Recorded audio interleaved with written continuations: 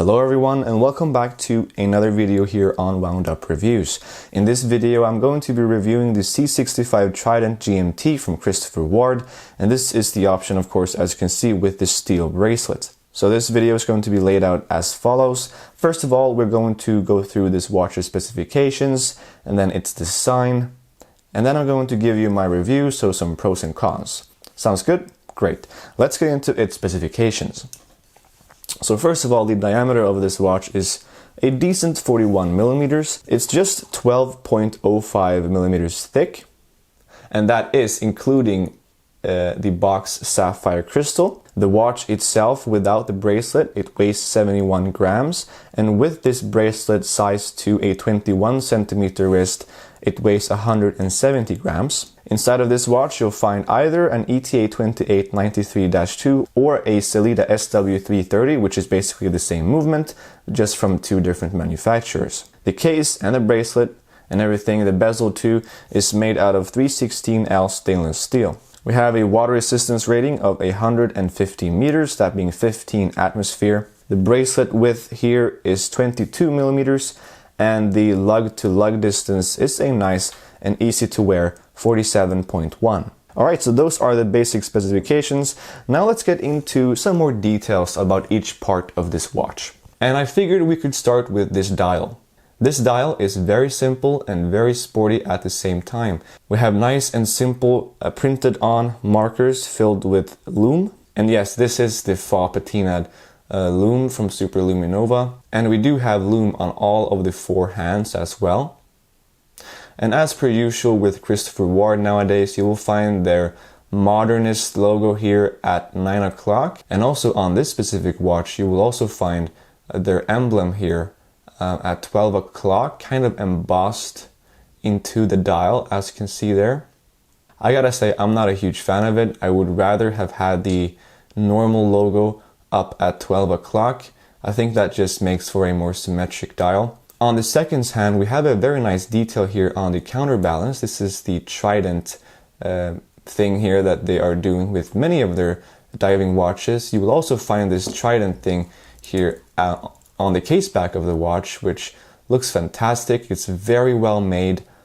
So yeah, some very nice details here to come out from a relatively small brand. Now let me just move the hands on the watch. There you go. So we have a date window there at 3 o'clock. It's not framed, it's not anything like that. However, of course, as you can see, it does have a blacked out background on it, which is fantastic.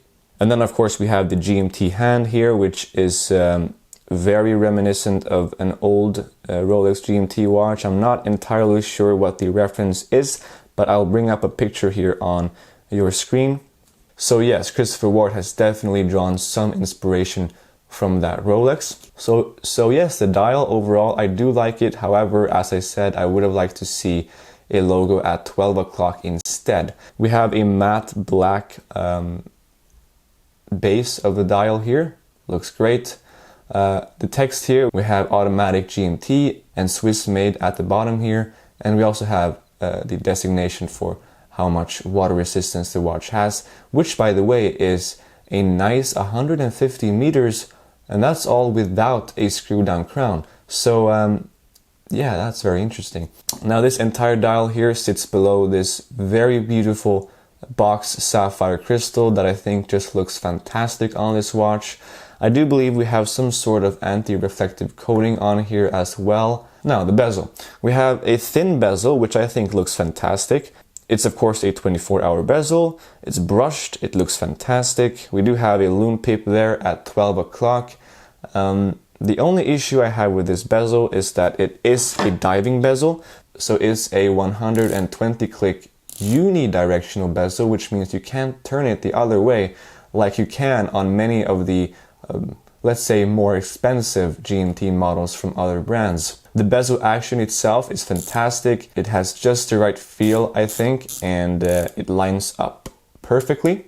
So no problems with the bezel itself. It's just that I would have liked to see a bezel that you can turn both ways. And also perhaps a 60-click bezel instead, because this is a GMT watch and not a diving watch. Now let's get into the case of this watch. We have a beautiful case here, some really nice curves, and the finish work on this case and really on this watch overall is fantastic. I'm not going to talk more about the finish work on this watch. I'm just gonna say if you like the design of it, you don't have to think about how well done it is, because it's done very well. So yeah, the finish work, fantastic, nothing to worry about here. They have done a great job. The case though, as you can see, it's quite thin, which I know a lot of people like. I showed you the case back before. We have a screw down case back and it looks fantastic. I'm a huge fan of this case back. Here we have different levels of finishing. We have polishing here and brushed there and sandblasting there. It looks fantastic. Now the crown, as I said before, it is not a screw down crown, which to me makes it a little bit scary, I will say. You know, I feel like I'm not going to want to take this underwater, although I know that it will definitely survive it because it does have 150 meters of water resistance. It's just that to me it feels a little bit weird, and I don't understand why they didn't put a screw down crown on this watch.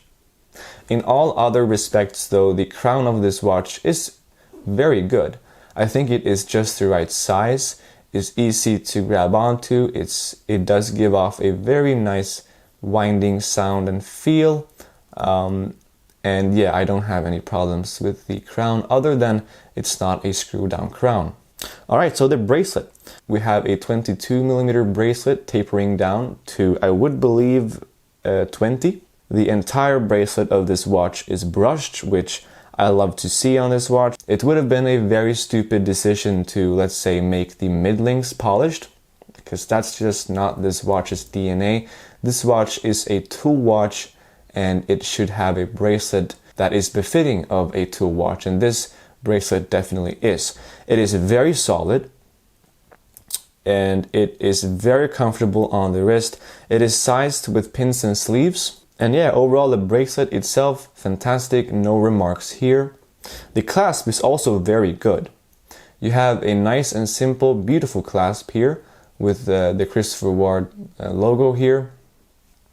We have a push button here to unlock the bracelet, and on the inside you will find some branding, and these blue things here, these are just stickers on the watch. And then the clasp itself is very well made. It is machined and very high quality, and what I love to see on this watch really is this micro adjusting feature here, this toolless micro adjusting feature, which is just fantastic to see on this watch. This watch's price tag is 1,200 euros, and there are watches that cost double or even more than that and does not have this feature. So this feature is very easy to use. All you do is you take your nail and you push back this thing here, and you can slide back and forth the bracelet of the watch. So yeah, there you go, fantastic. So now with that said, let me put this watch on my wrist.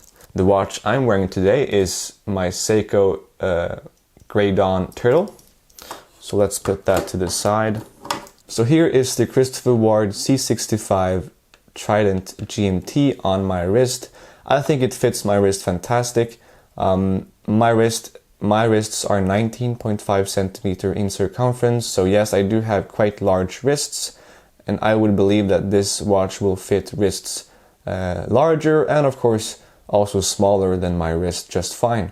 So what do you guys think about this watch? Please do feel free to let me know in the comment section down below. Like and subscribe if you enjoyed this video and would like to see more like it. And I'll see you in my next videos. Bye bye.